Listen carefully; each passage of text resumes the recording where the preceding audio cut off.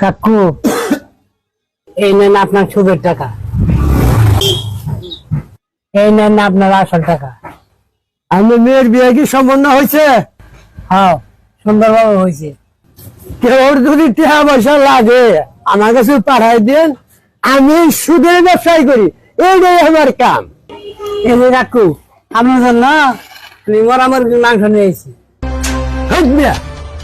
মরা মুরগি খাওয়াছে? মরা মুরগি খাওয়ালে হারাম।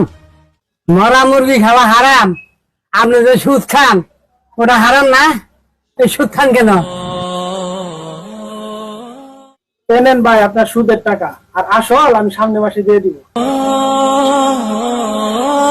না না, আমার সুদের টাকা লাগবে না, আমি সুদ খাওয়া ছেড়ে দিছি। সামনে মাসে আমার আসল টাকা দিয়ে দিন, সুদ খাওয়ালে হারাম।